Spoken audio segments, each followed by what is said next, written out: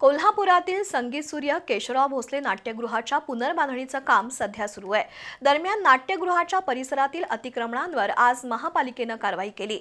महापालिकेच्या 50 पेक्षा अधिक कर्मचाऱ्यांनी अतिक्रमण हटवल्यामुळे नाट्यगृह परिसरानं मोकळा श्वास घेतला।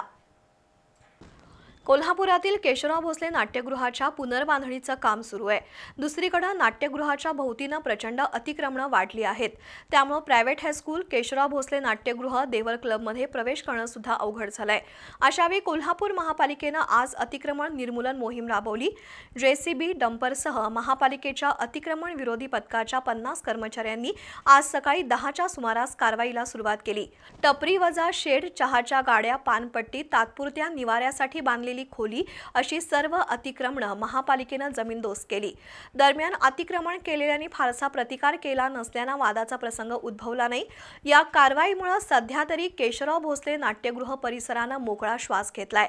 पण यानंतर पुन्हा अतिक्रमण होणार नाहीत, गाड्या लागणार नाहीत याची खबरदारी महापालिकेनं घेणं आवश्यक आहे।